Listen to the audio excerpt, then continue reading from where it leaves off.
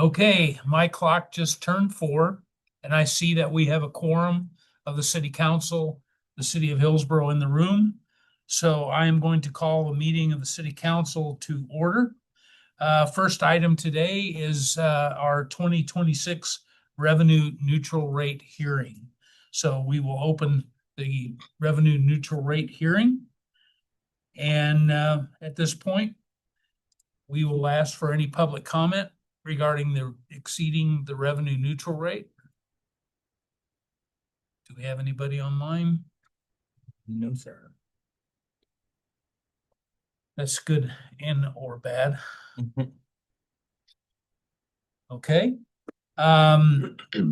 We will close public comment at this time and we will move to consideration of resolution 2025-10 exceeding the revenue neutral rate. Mr. Stiles. So this is the next piece of after if you decide to move forward with exceeding the revenue neutral rate, then the formal act of doing that requires a resolution, which is resolution 25-10, which just says that we've held a public hearing, that we're planning on passing a budget that would exceed that revenue neutral rate. Which is 27.989 mils as calculated by the county clerk.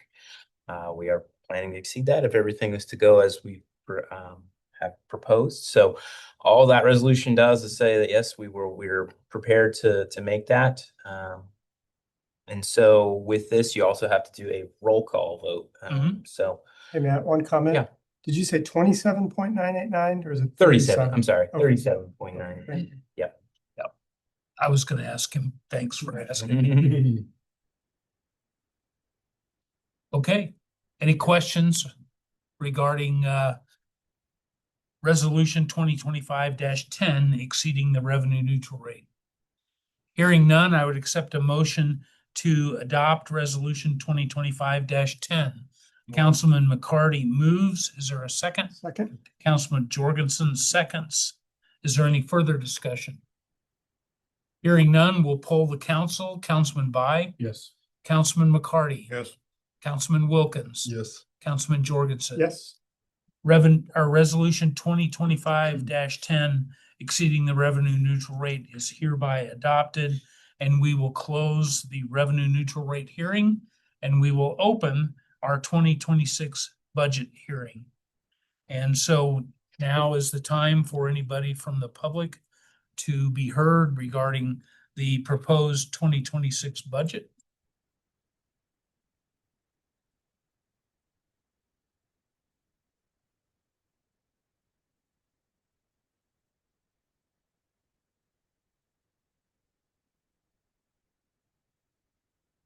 Yeah, this is the same budget we've been looking at for the last few meetings. Nothing's changed within that. You do have all the sheets there that are required.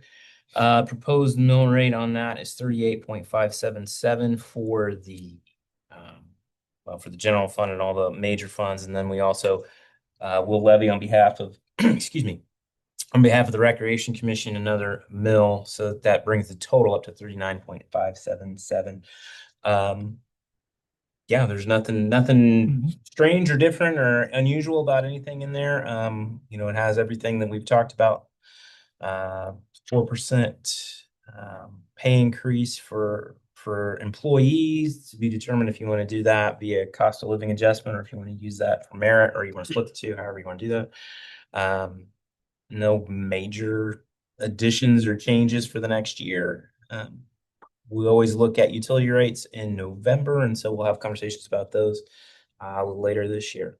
So total spend on this is $12,057,866.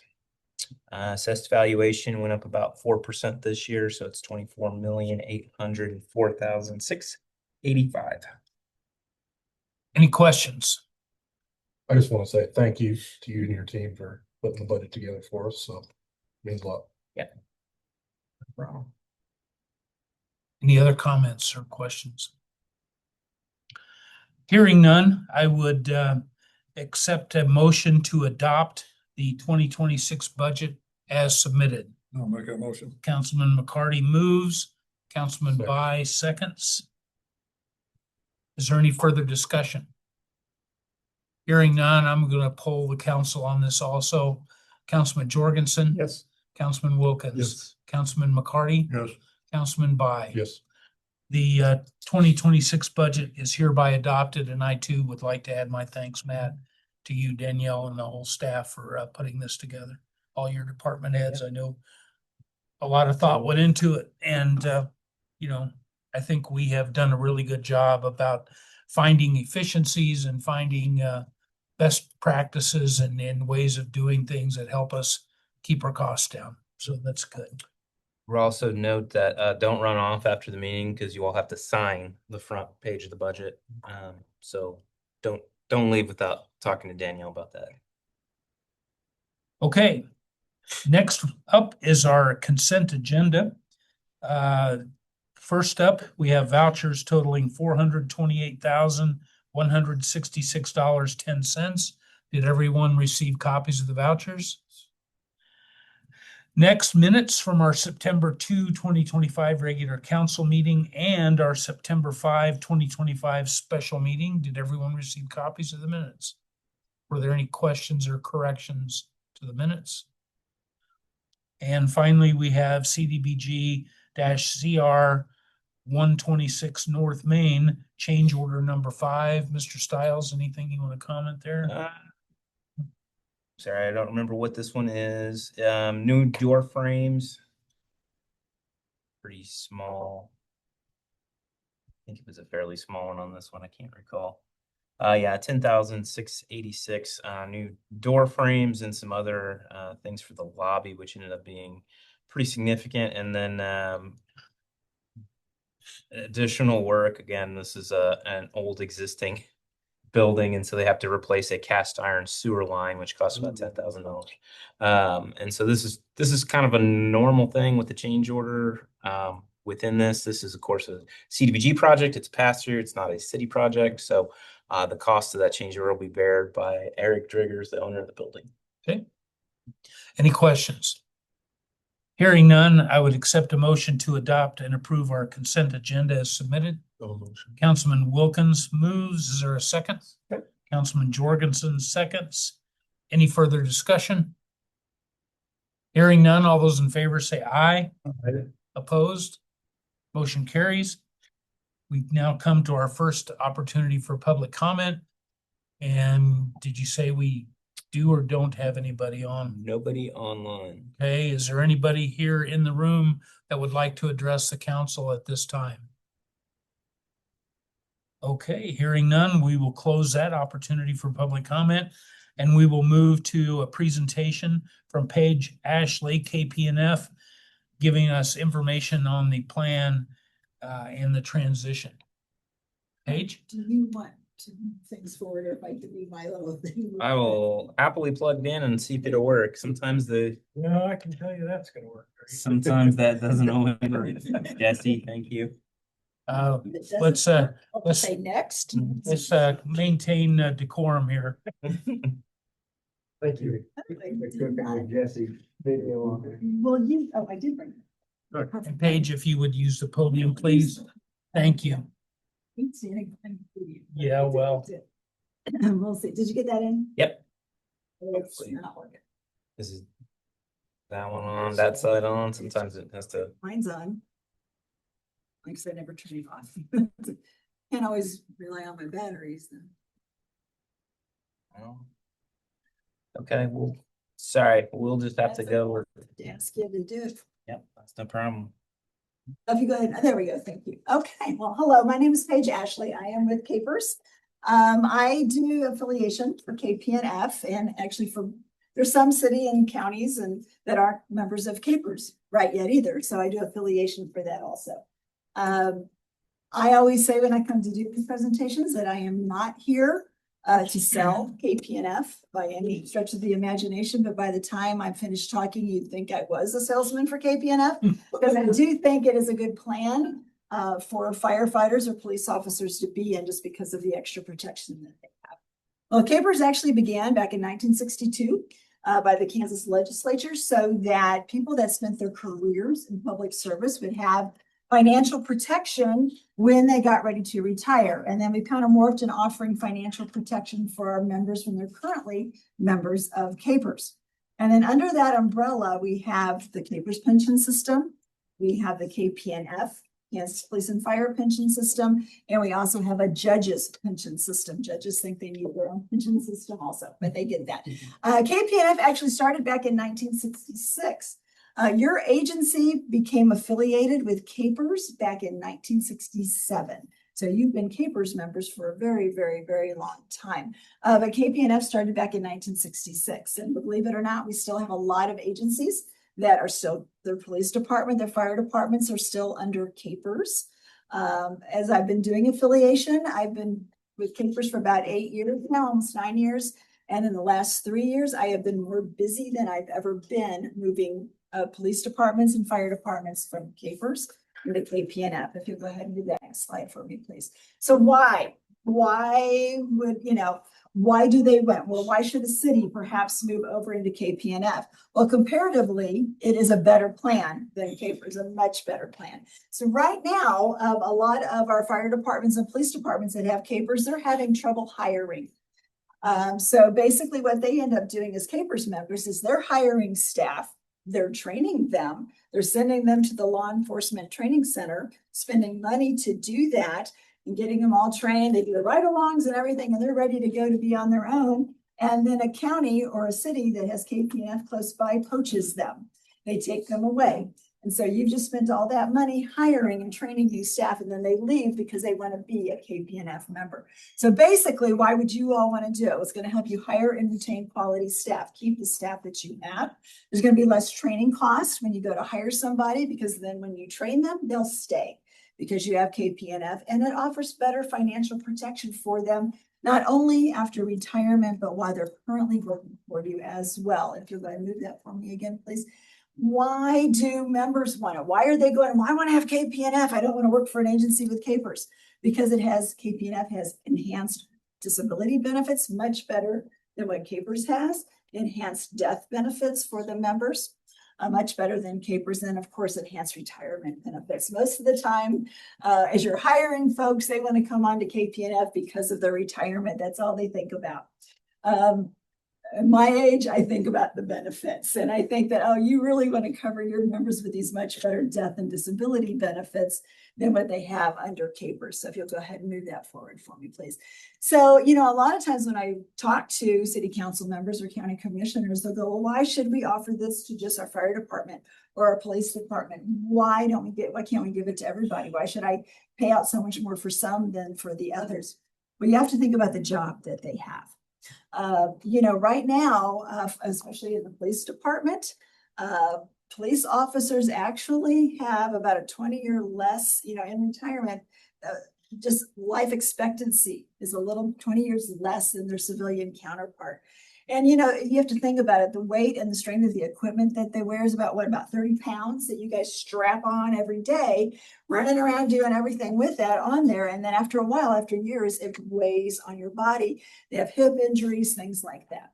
Duty-related injuries. When I go to work, I don't get up and go doing all kinds of crazy running around things. They do. So they have a lot of duty-related injuries, disease and toxic chemical exposures. They never know what they're running into. And then, of course, there's the emotional trauma of the job that they have. And plus too, when I go to work in the morning, I kind of figure I'm going to come home. A lot of times that is not the case with our police officers that we have. So that's why they want it. So agencies must affiliate for KPNF. It's not something that, you just can have. You have to affiliate for it. Everybody has to affiliate for the type of retirement system that they have. When you came on with CAPERS back in 1967, you had to affiliate for it. City council members had to decide that they wanted to go ahead and join the CAPERS pension system. Same way with KPNF. You all have to decide that you want to go ahead and start moving over into KPNF. Affiliation into any plan is irrevocable. When you moved over into CAPERS, you couldn't get out of CAPERS. It's a plan that you always have to offer to your members in covered positions. If you move over to KPNF, you always have to offer it to KPNF members. But it is based on the job description. Not anybody can be a KPNF member. They have to fit in a particular job description. The next affiliation date is January 1 of 2026. It is always January 1. So if you decide not to move forward with KPNF this year, you will have to wait again until January 1 of the following year. If you go ahead and move that for me, please. So you have to be a member of KPNF. You have to fit into a certain guideline. So if you go ahead and move that for me. Basically, KPNF is for police officers and firefighters. And an agency can affiliate for one or for both. You guys have a volunteer fire department, right? So you'll just probably affiliate for police. Now, if you ever, let's say your volunteer fire department ever has, like they hire one that's always on staff, that person won't be automatically KPNF because you're probably just affiliate for for police when you move over, but you can affiliate for one or both if you want to. So go ahead and move over. So what is the definition of a police officer? They have to be employed by the police department. The principal duties are engagement and enforcement of law and maintenance of order, and they had to have gone to the law enforcement training center. Now, a lot of times in smaller communities, you might have a jail, and there's somebody that runs the jail. They might fit into that, but if they're not actually on the police force, they don't do rounds or do things like that. They're not strapping on a gun. They won't be KPNF. If you have somebody that just runs the books and things like that, I call them civilians. They won't be KPNF either. They had to fit in that description. So how is it going to work? Membership is mandatory. If you decide to move over to KPNF, all of the police officers that are in covered positions will have to move over to KPNF. They can't go, well, I kind of like this Capers. I want to stay there. You're going to have to move over. They'll be called tier 2 members. So if you ever look in that guide that's in the folder that I gave you, they're going to be considered tier 2 members when we look at disability benefits and things like that. Vesting is 15 years. With Capers right now, it's only 5. For police officers, firefighters, it's 15 years to be in KPNF. So you hire them, they're probably going to stay a little longer because they want to be vested in that. But the amount of money that they contribute is going to be a little bit more. Right now, they're contributing 6% of their gross wages into Capers. It's going to go up to 7.15% for the member themselves to contribute. But move that forward. Of course, the employer is putting in as well. Right now for Capers, you're putting in, starting in January 1, it'll be about almost 11%. It will go up for our KPNF members. It's based on their gross wages, and it's going to go up. It will be 24%. Actually, that 24% is down a little bit from the 2025 year. So it does fluctuate yearly. Of course, that money just goes into our trust fund that we have, and the trust fund is there to pay for those disability benefits, death benefits, and great retirement benefits that KPNF members have. And at any time you want to stop me and ask me questions, you all are welcome to do so. Go ahead and move to the next slide. Quick question. Yes. So what you had just said, the 24%, and I think Matt's probably run numbers and things like that. So the city or the employer contributes 24% to this pool. Previously with the Capers, it looks like it's like under 10% or something. Plus an So- additional 1% for disability and death benefits. So like 11%. So there's a jump there. Yeah, that's a jump. Okay. And I think you shared numbers with us. didn't you? Yeah, it's 42 or 43,000 Okay. additional. That's right. Okay. I remember Yeah. that. now. Okay. And we factored it into the budget. So it is factored into the budget.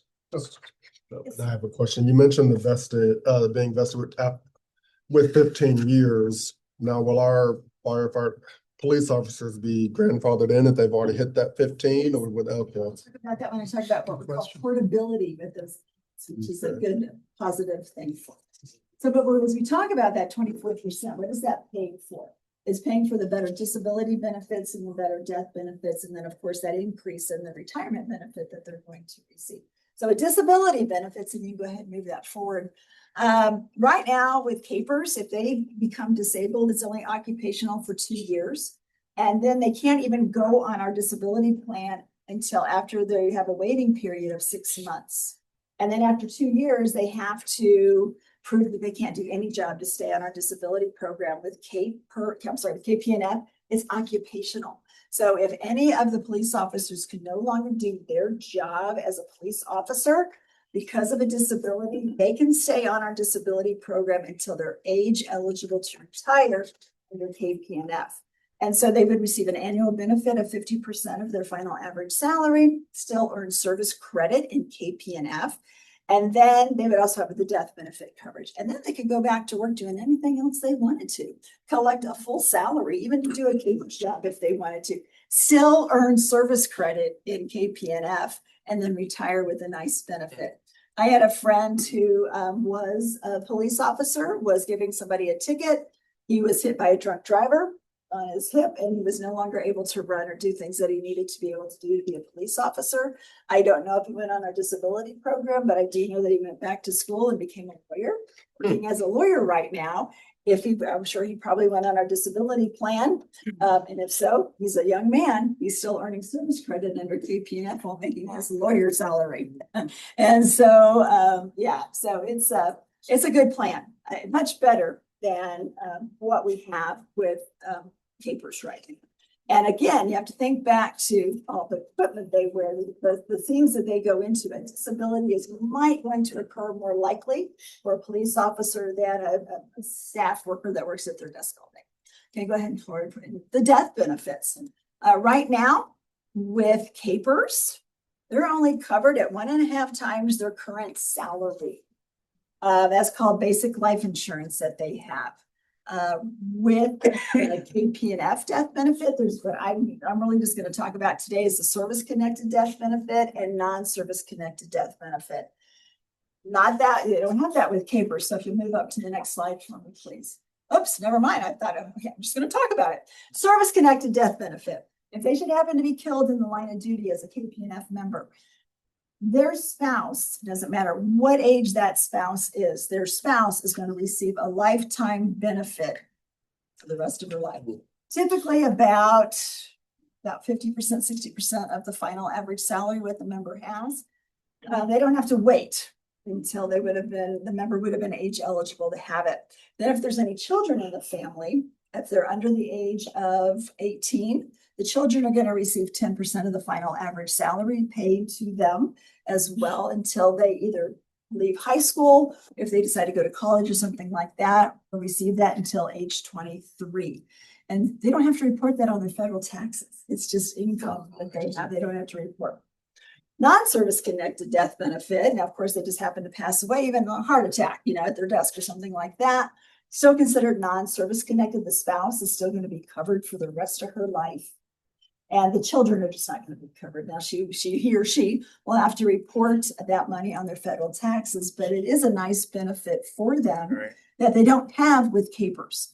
And that's why I like KPNF so much better, is because of that, the death benefit, especially, lately you hear of people passing away, being killed on the job. Just recently, one in Kansas City, just putting out stop sticks, and they ended up being killed. So that was a service-connected death benefit, and which they don't have if he was a capers member.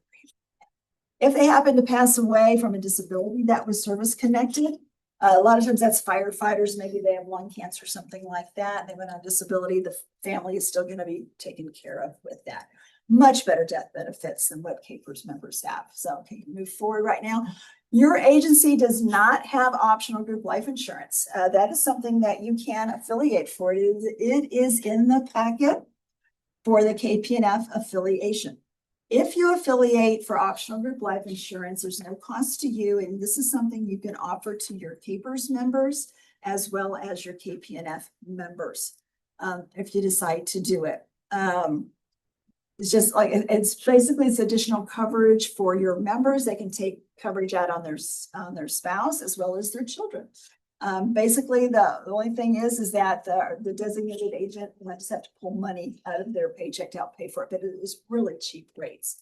So if it's something you're interested in, possibly offering to all of your members, not just KPNF, somebody email me, call me, and I can give you some more information on that if you decide to do it. So go ahead and move forward, please. Let's talk about retirement. That's what they all want to know about. Again, I'm all about the benefits, and I think the benefits are so much better, but everybody wants to know about retirement. They get to retire younger. Right now, Capers 3 members, if you hire somebody new, they're going to come in as a Capers 3 member. Capers 3 members have to wait till they're 65 to be able to retire. Not too many police officers make it to 65. No, I'm just. You need to leave. You're not proving my point. But anyway, but they don't make it to 65 because there's a lot of weight and strain on them. But they can retire as early as age 50 with 25 years of service, 55 with 20 years, or age 60 if they're vested with the 15. So they get to retire younger. Go ahead and move forward for me. They can retire early if they want, as early as age 50 if they have 20 years of service. We're going to reduce their benefit, but the reduction is only about 24%. For Capers 2 members that want to retire early, it's a 60% reduction. For Capers 1 members, it's a 40% reduction. So the reduction factor is a whole lot less for our KPNF members. So go ahead and move forward, please. How do we calculate the benefit? That is different with KPNF members also.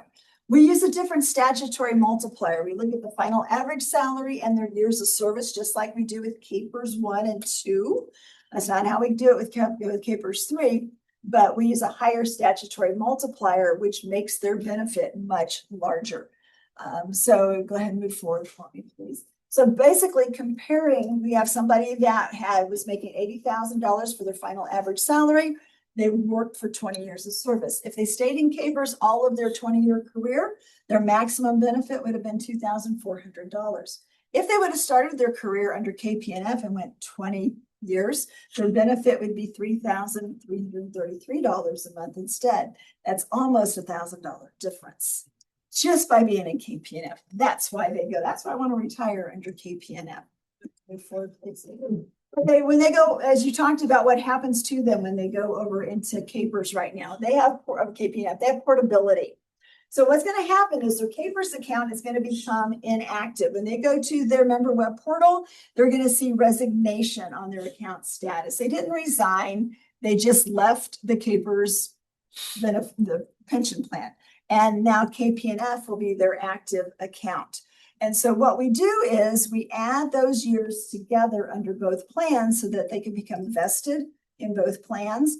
And they can maybe retire earlier. So maybe even if you had somebody on the force right now that only had 1 year under Capers, when they move over, once they have 5 years, 4 more years, they're going to be vested under Capers. So they can use it back and forth. But this person right now is considered vested in both plans, even though they only had 1.5 years under Capers. So anybody that has 15 years under Capers, when they move over, will automatically be considered vested in the KPNF retirement plan. So basically what they do is then when they go to retire, we calculate their benefit based on the years of service they have in each pension system. So this person had 21 years under KPNF, so we'll use that higher statutory multiplier for the 21 years. You notice the final average salary is the same. We're going to use the highest for under both. And then Capers, they had only had 2 years. Well, they had 2 years when we use a different statutory multiplier of 1.75%. So this is what their benefit's going to look at. We add them together, and that's what's going to be their benefit. And I was telling a lot of the officers when I was doing one-on-ones today, they have 2 pots of money they're going to get to play with. They can decide what they want to do with each of those pots of money on how they want to retire with it. Or they can, do the same thing under both plans, but we'll add that together and help them out. Working after retirement is different under KPNF than it is under Capers. It's only a 30-day waiting period. With Capers, if somebody left under the age of 62, it's 6 months. Over 62, it's 60 days. KPNF, if they retire as KPNF in their active account, there's only a 30-day waiting period before they can go back to work for working for any other Capers employer. It does begin with the retirement date. But they have to be off payroll for any Capers job that they might have or any KPNF job that they might have. Go ahead and move forward, please. And then there is the start of the Deferred Retirement Option Program. We call that DROP. That might be something that we don't look at right now for if you decide to move over to KPNF, because they won't have enough years of service under KPNF to really benefit from the DROP program. But what that allows them to do is to continue being a police, because they're allowed to retire young. So it allows them to stay in their job that they have and take their retirement benefit and have it saved to a separate saving account while they're still working. So they're kind of walking a fine line between retirement and work. You know, as far as Capers is concerned, they're retired. As far as your agency is concerned, they're still working. And then when they decide to leave the drop program, there's only a 3, 4, or 5 year drop time that they could do it. Then they would receive all of that money that they've been saving in that savings plan paid out to them in a lump sum. So you go ahead and move forward. All right, let's talk a little bit about affiliation. How does it happen?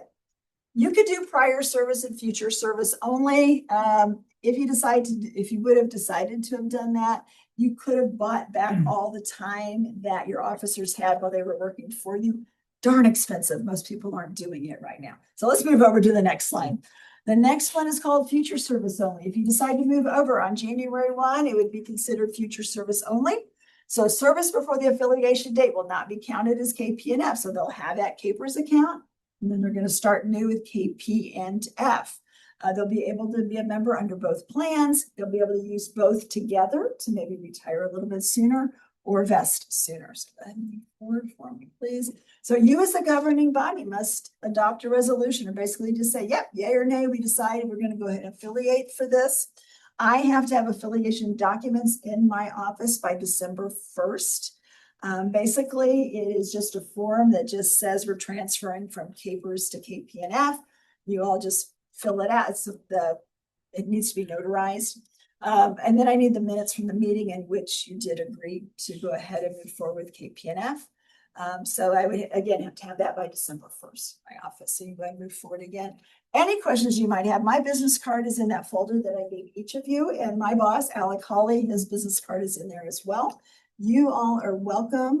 If you don't vote today, if you vote at a later date, you are welcome to give me a call, ask me any questions that you have, or ask me questions I do. So that was the fast and furious of KP&F, sorry. Any questions for Paige?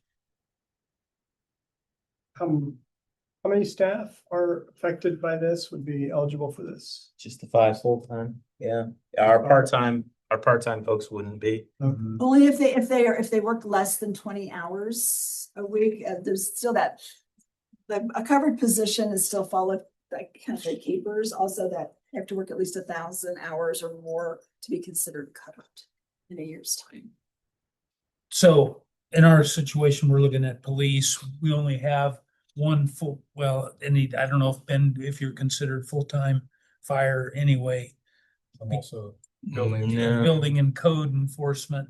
So Okay. would he even qualify if? Oh, you're part of the police department? No, Fire department. Oh, fire department, no. And he's the fire chief. The only way, if he's in a covered position as the fire chief, which happens a lot of times, you just have to decide to affiliate for both. And is there additional cost? No, you just decide to do both. But what happens with that is that, let's say, you decide to hire another person as a firefighter that's always, on, he would automatically be KP. That would happen. So you're full-time fire? Well, and building inspector and code enforcement. Kind of a divided job, so I don't know if that. would If be the a- fire chief, is it the job is the fire chief to do that? Are you the fire chief? Okay, is it the job to be the building code inspector?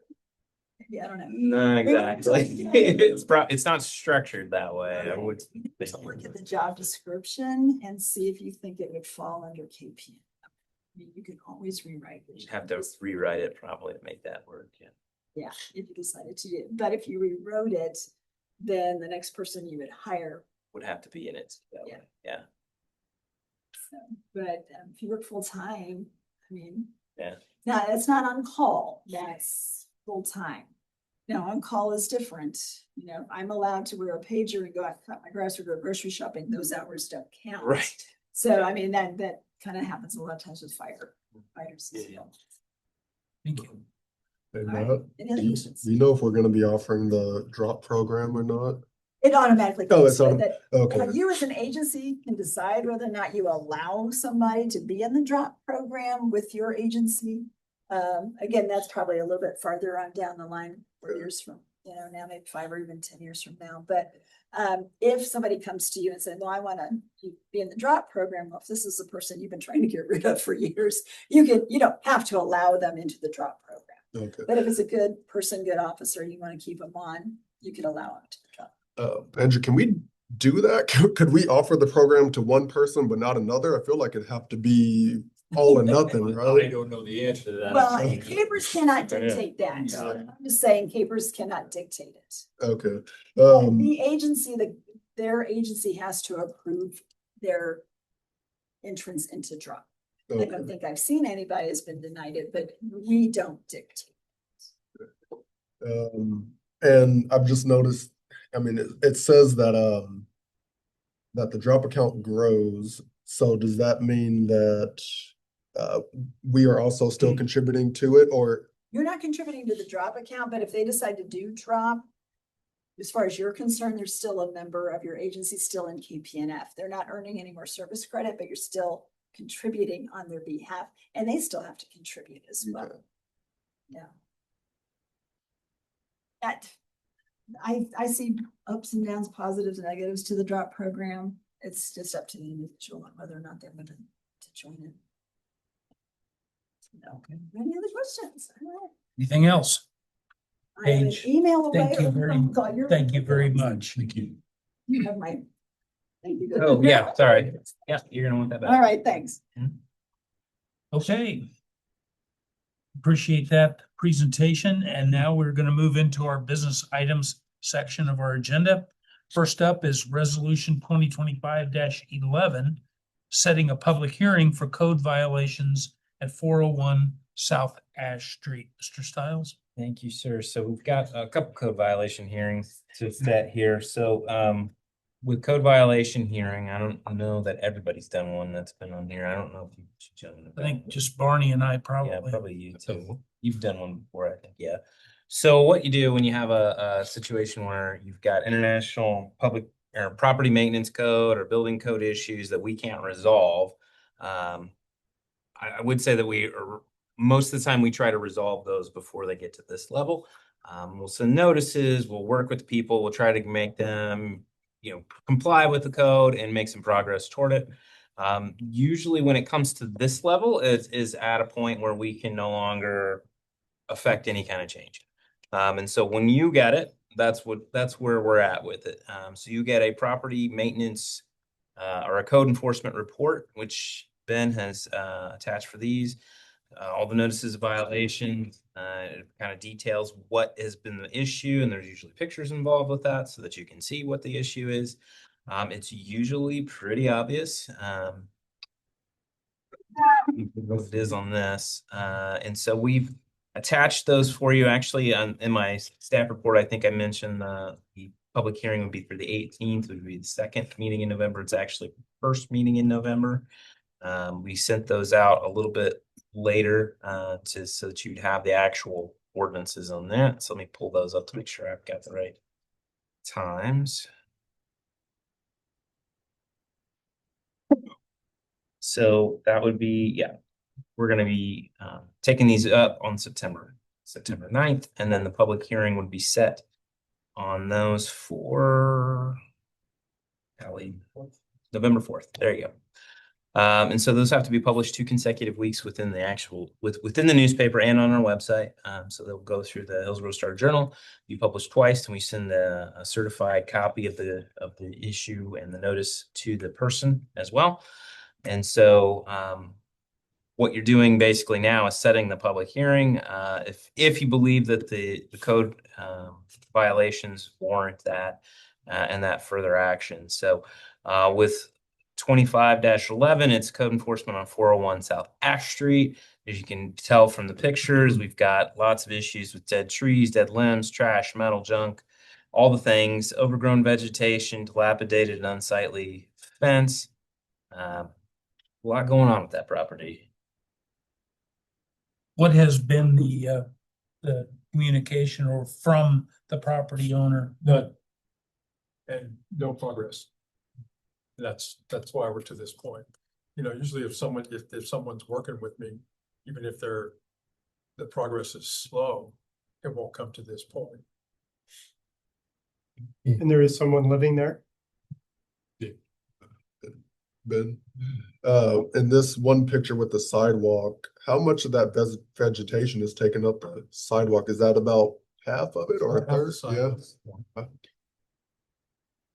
Okay, and that's a pretty long stretch, it looks like too.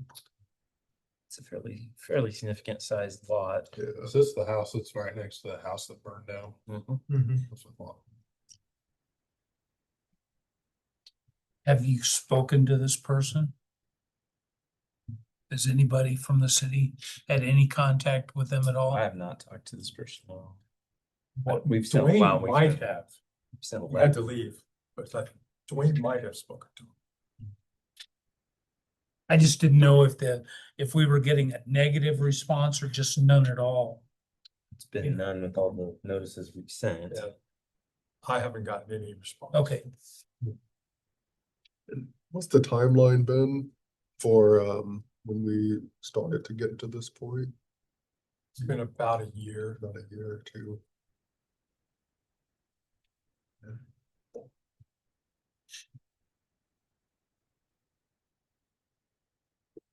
Would say that any, if you do move forward with this of course just sets the public.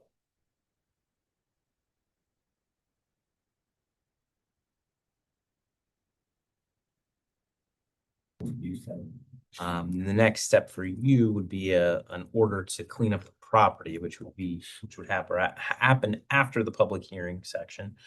In this case, a lot of times when we get to this point, it's a demolition order, but this property would just be a cleanup order. So you would be issuing an order to do that, and any costs associated with that cleanup would be assessed to the property. So it would be like a special assessment to the property. Yeah, what'll happen is that after that public hearing, whether someone shows up or not, if the discussion is had, that order will put out some reasonable period of time. It's up to you whether that's 10 days, 30 days, figure that out for them to clean it up. And if they don't, then the city has the opportunity to go in and do it and assess those costs. So So there's still lots of opportunities for the occupant or the owner to participate in this. So if we're cleaning up the property, is it the city that's cleaning up the property or you contract it out? So Either you can do it either way.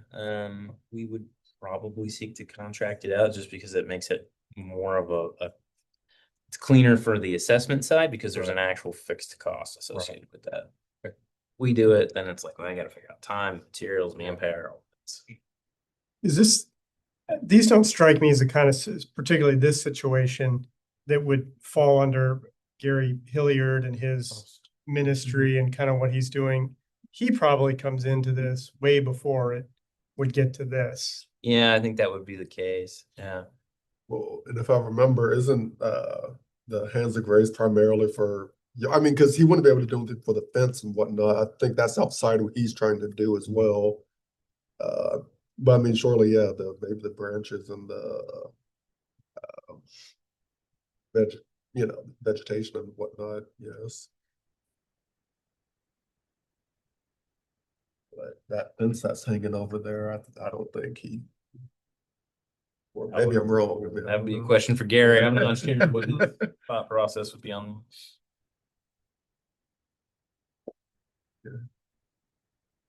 any other questions regarding resolution 2025-11? Hearing none, I would accept a motion to adopt resolution 2025-11, setting a public hearing for code violations at 401 South Ash Street for Tuesday, November 18, 2025. make that motion. Councilman, Sorry, November 4th. Yeah. all right, Yeah. pardon, November 4th. Yeah, November 4th. Make that. Second. Okay, we have a motion and a second. Is there any further discussion? Hearing none, all those in favor say, we'll poll the council. Councilman Jorgensen. Yes. Councilman Wilkins. Yes. Councilman McCarty. Yes. Councilman By. Yes. Resolution 2025-11 is hereby adopted and hearing is set for November 4th. Next up is resolution 2025-12, also setting a public hearing for code violations, this time at 310 North Washington.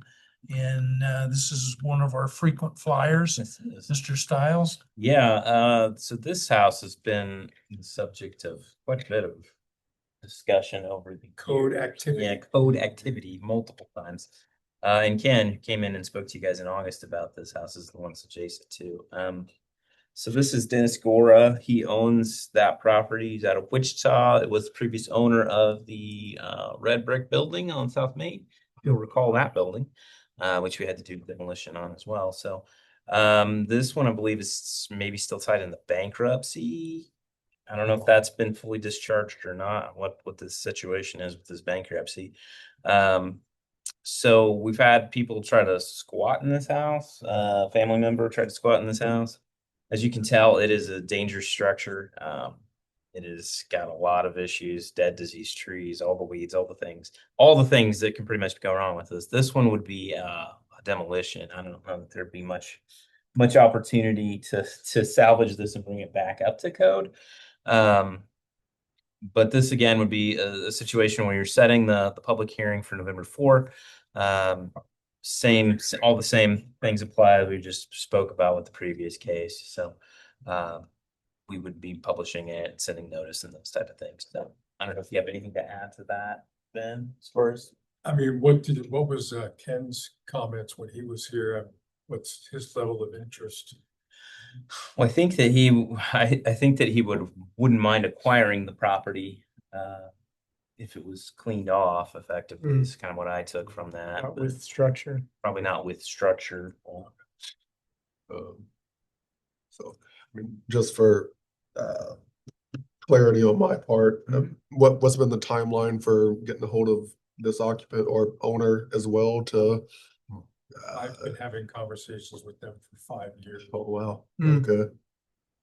And, every once in a while, there will be a glimmer, there'll be a promise made, and expectations, and something might happen, Yeah. just enough to get me to back off, and then, and again, His track record is not good. Yeah.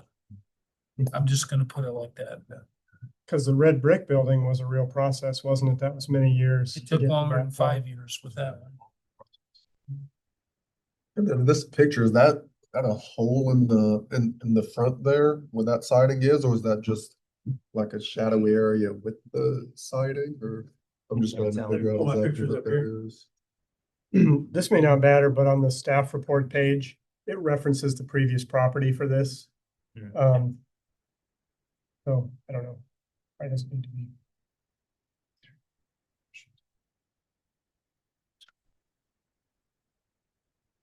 which are you looking at? Just the front of the yeah. house. Should be The 310 top, north. yeah, 310 North.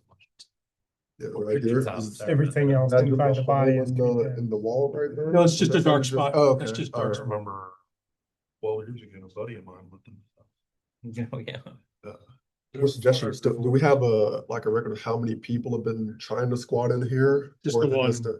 Okay, Yeah, And the- that was about a year and a half ago. He was a family member. yeah, cause that's And I had not to fair. encourage him to leave. Yeah, that's not fair. Okay, thank you. I think you can see the notices on the front, Mhm, yeah. attached to the front Mhm. door. Okay, any questions regarding resolution 2025-12?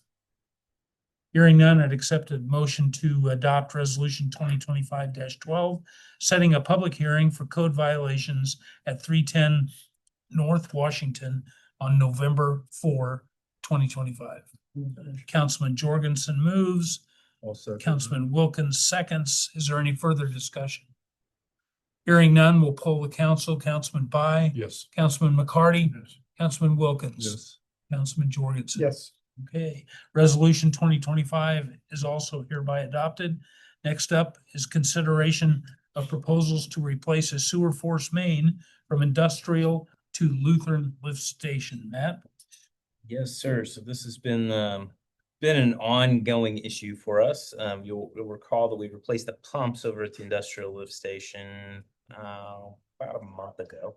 And when we were in that process, we had a break kind of on an elbow. It comes out, and then that force main turns and goes toward the Lutheran lift station, which is back west toward town.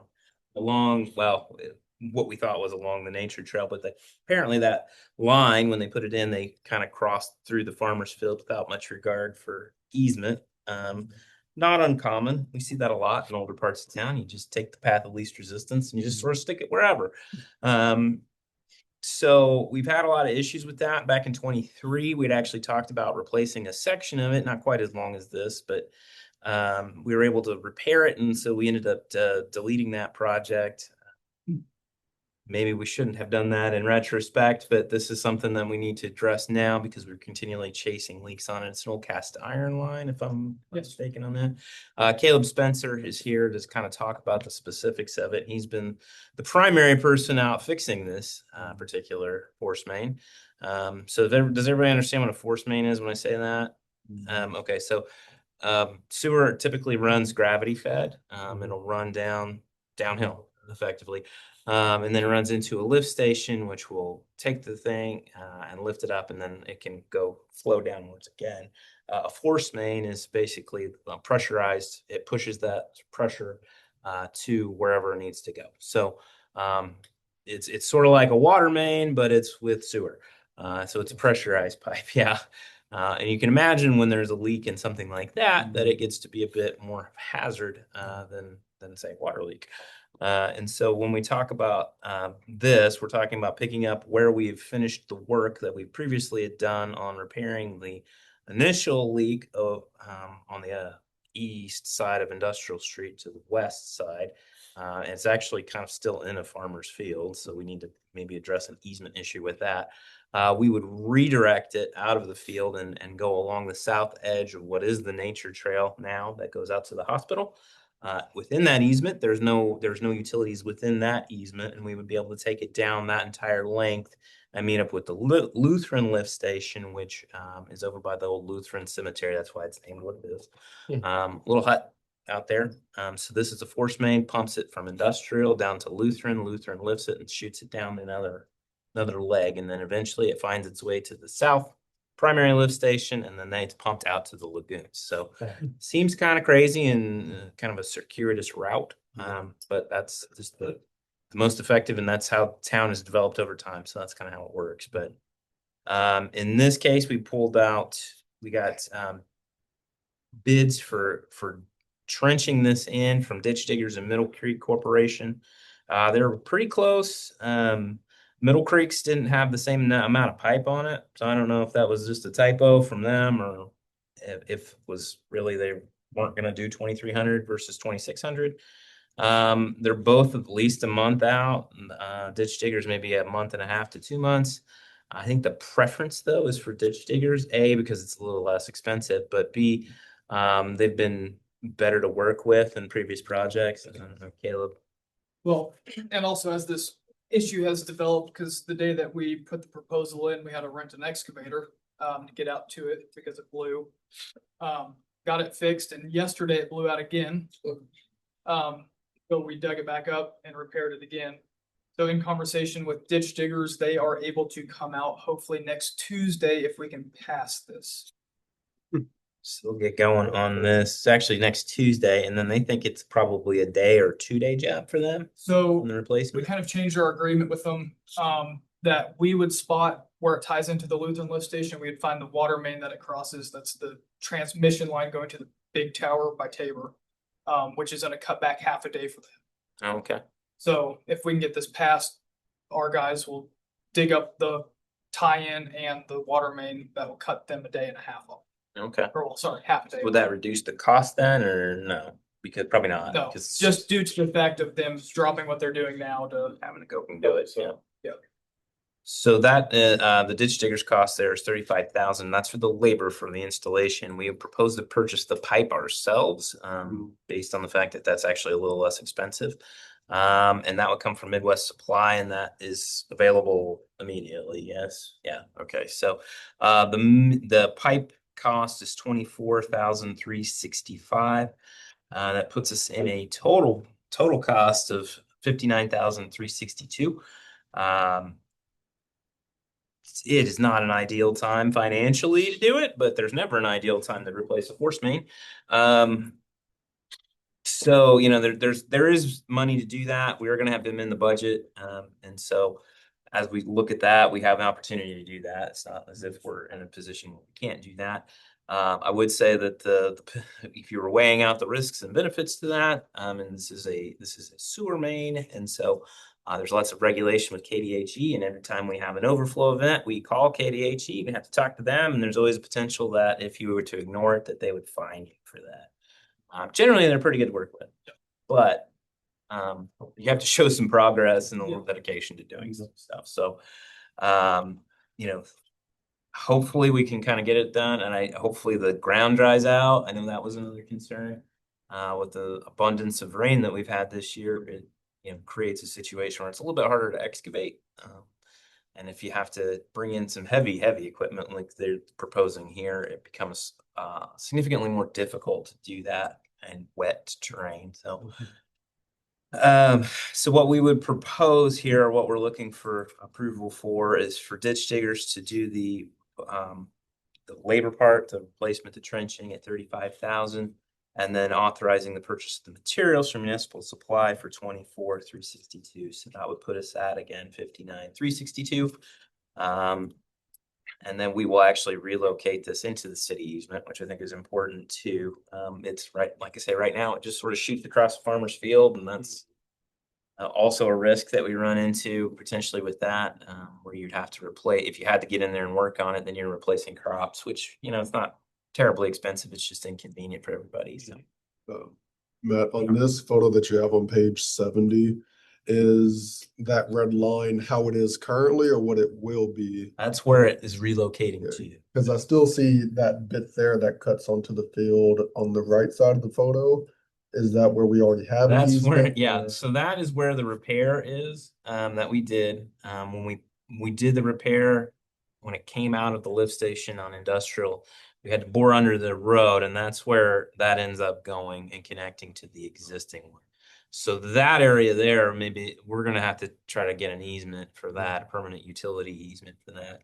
And then we would pick it from there and take it north to the trail and bring it over from there. Have we been involved with this landowner at all? Yeah, we have. So every time we've done a major repair, we have been. Anytime that we're disturbing, especially when there was crops in the past, luckily he has no crops on it at the Are we moment. talking about the tenant or are we talking about the landowner? The landowner, And that is, it'd be Wilbert Bartle. Yeah, this isn't, what's her name? The landowner that we've had. Dorothy Solden. There you go, Solden. okay. Yeah. All right, very good. Thank you. Oh, Caleb, Yes. really quickly, sorry, is, so right now you call it the force main? Yes. As of right now, that's out of commission. Is it putting any pressure on any other mains? Cause that one's not working, or how is that whole? So right now, we have to make it functional again because we can't go more than 2 days without pumping. Okay, So every time it blows out, we have to put a repair on it.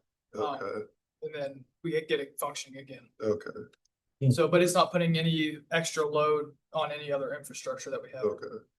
So this line is basically taking everything that comes through the industrial lift station. So anything in the industrial park would be coming into that and then being forced down the line. So you're talking about Parkman Honey, CSI, Hospital. hospital. And I'm assuming based on what Morgan has said in her department report, that is that probably what is leading to probably some of the wear and tear on it as well, or? So I think a lot of our current issues we're having is the pumps that we put in are considered identical for gallons of pressure wise. But since they're brand new, they're actually pumping the designed flow compared to the old ones where they're wore out. So they're pumping, half the designed flow. And with this line being from 76-ish and being cast iron, the bottom of the pipe is pretty much non-existent. So every repair that we've done in the last 3 weeks has been back to back. So right now we're making like a skeleton for the pipe with repair clamps. Okay, wow. Thank you. Any other questions for Caleb or Matt? Hearing none, I would consider a motion to approve the replacement of the sewer force main from industrial to the Lutheran lift station for a total cost of $59,362. Councilman McCarty moves. I'll second that. Councilman By seconds. Is there any further discussion? Hearing none, all those in favor say aye. Aye. Opposed? Motion carries. Get her started. Thanks, guys. Yep, thank you. Thank you. Caleb. Thank you. We will now move into a land bank meeting. We've got some business there to attend to. So first item up there is approval of minutes from the August 19, 2025 meeting. Did everyone receive copies of the minutes? Were there any questions regarding the minutes? Hearing none, I'd accept a motion to approve the minutes as submitted. Make that motion. Councilman By moves, Councilman Jorgensen seconds. Any further discussion? Hearing none, all those in favor say aye. Aye. Opposed? Motion carries, and then we have approval of vouchers totaling $1,525. Any comment there? That's just regular mowing. Mowing, yeah. Okay. Hearing none, I'd accept a motion to approve the vouchers totaling $1,525. Motion. Councilman Wilkins moves. Second. Councilman McCarty seconds. Any further discussion? Hearing none, all those in favor say aye. Aye. Opposed? Motion carries. And now, for something totally different, we have Mr. Stiles, City Administrator's report. Okay. Thank you, sir. The PBC bond sale for the hospital, this is the Rural Water Financing Authority sale. That took place on Tuesday, September 9. Really benefited from some favorable ratings hitting at just the right time in the market. It was about the true interest cost was about a full percentage point or lower than what we had anticipated. And so everybody was extremely pleased with that result. And then we were working to get the bond closing set up. It'll be closed on September 30th. So everything's kind of moving forward with that. And we're working on the sublease stuff and some other things with regard to that. So everything worked out really well with that. Pretty happy. I know the hospital folks are extremely happy. It'll save them quite a bit of money to get that interest rate. Shared use agreements, the draft shared use agreements, I put those out to USD 410 and Tabor on the athletic fields. We also talked about a proposal for the windscreen replacements. It's a plastic slat product. It would go in place of the windscreens that we currently use out there. Those are a huge pain, I'll be honest with you. The wind out there is pretty brutal. I think that's actually where wind comes from. It's the airport and the sports complex. It just like tears those things up. They only go about 3 years. You can only really get 3 years out of them. And they cost about $16,000 each time to replace all of the windscreens.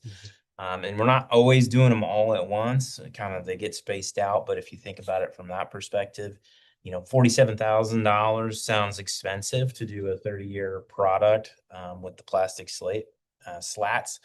But it's like $212,000 if you just factor in every 3 years, you're replacing all the other ones. So we're proposing that. USD 410's on board. Tabor has said nothing yet. They're still kind of kicking it around, I guess. So we'll see what that ends up looking like. 410 is going to have it on their meeting for October 13th, and we're still waiting to hear from Tabor. So we'll see on that. Third grade presentation. I had the absolute pleasure of presenting to the third graders on the 5th of September. My son's a third grader, and so that was a good time. We talked about community and all the stuff that the city does and how they can be members of the community. So I actually handed out police and fire badges. We have junior police and fire badges. I won't say how many of each I handed out because that is a point of pride for both of those departments. And then I also deputized all of the third graders as junior community ambassadors. And so if you run into a third grader, ask them about their junior community ambassadorships and what that means. So hopefully they took that away. And I know I got a big stack of thank you cards from Mrs. Knoll. So very happy. It's always fun to do that. I really enjoy it. It's a fun part of the job to actually go out there and talk about that stuff. So Fire station update, spoke with Mike, our guy from USDA. Actually, I just got something back from him yesterday. He's finalized everything on our side, sent it into the national office. National office kicked one of the forms back yesterday, so we're gonna correct that and send it back in. Hope to have a response in the next 30 days. That's sort of where we're at on that. Years of service recognition. So every October we do formal recognition of employee service. We used to do it kind of when they had their milestones, but that got a little higgly piggly. So we just moved it all to October and say, hey, everybody who has one this year is going to go in October. So we have two, both in the police departments. We've got John Hubert, his sergeant, 10 years of service with us, and David Funk is 25 years of service with us. And so they'll hopefully be in attendance at our October 4 meeting, our October 7 meeting, excuse me, to receive those recognitions. We give them a gift certificate according to years of service. They get a certificate from us. The League of Municipalities gives them a certificate, and then they're also recognized in the Kansas League of Municipalities annual meeting recognition booklet. So should be good, hopefully. We've got a lot of people with service. We've got a lot of younger staff members with us too. So we're got kind of a nice balance right now. I'm pretty happy with where we're at with that. Grant update. We did submit for the Federal Rural and Tribal Assistance Pilot Program. That's a mouthful.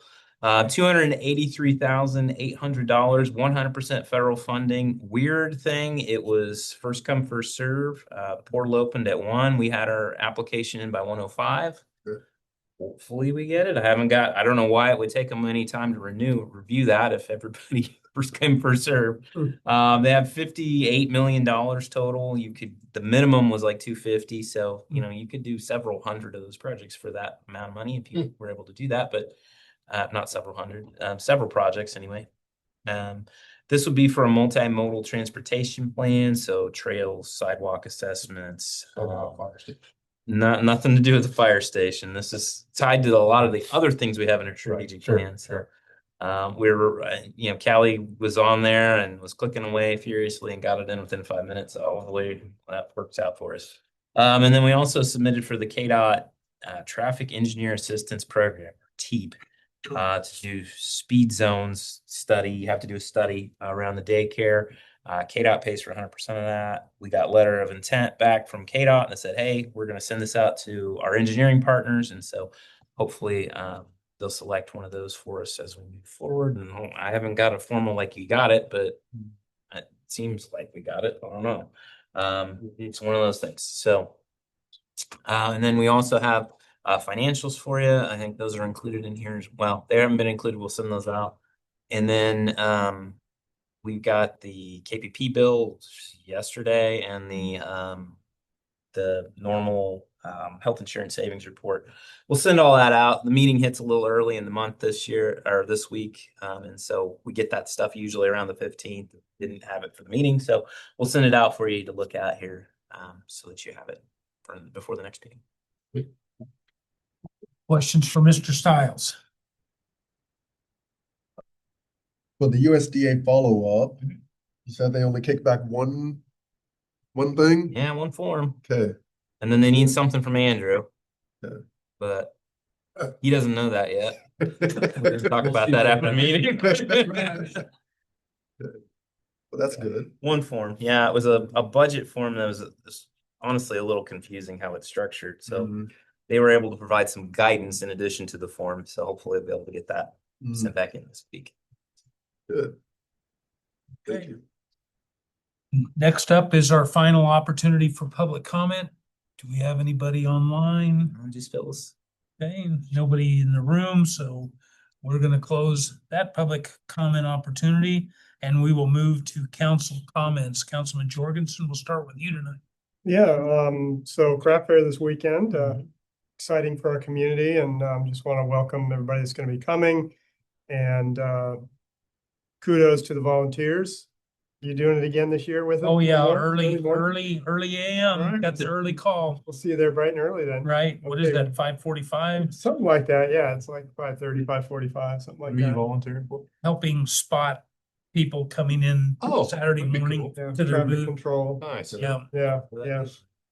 And hope it goes well for the city with what is it, pretzels and pickles we're selling? Is that Yeah. the Oh, well, Oh, yeah, at the bowling alley, we are Bowling selling alley. It's a bowling concessions at alley. the bowling alley. The fire Fire department's got Department that is as well. Right. over here by Emprise Yeah. Bank. Yeah. Yeah, it's a everybody touches this event, and so everybody gets to All play hands ball on deck. with it. Very good. All right, thank you, Councilman Wilkins. I would just like to thank Ben Steckity for keeping up on these code enforcements. And I mean, the one he's been talking to him for a year or attempting to talk for a year and the other for 5. So I appreciate the dedication and the persistence and trying to work with them before we have to get to this point.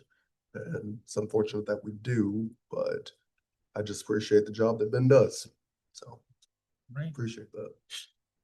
Councilman McCarty. You know, when we'll talk about the keepers together, is that gonna come up pretty soon? Yeah, it would be so KPNF. the KPNF. Yeah, right, that's what I meant, yeah. Yeah, we would have to do a resolution to affiliate for KPNF. So the idea was it would present it because it takes a little bit of time to get everything done and it's due by December 1. We wanted to get it in front of you as quick as we could. And it's, like I say, it's included in the budget. So if it's something you want to move forward with, we'll get the resolution prepped and you can have that conversation with it. That'd be a good idea. Yeah. Okay. Councilman By. Don't have a whole lot, just looking forward to the craft fair this weekend. Did I hear that somebody bought the old Dollar General store? You may have heard that, but I don't know anything about it. Okay. That's not one I know. I've had a couple people ask me about it this Oh, week, and I don't know. I was like, I don't know. I hadn't heard that, but Nope. nope, that is all I got. Okay.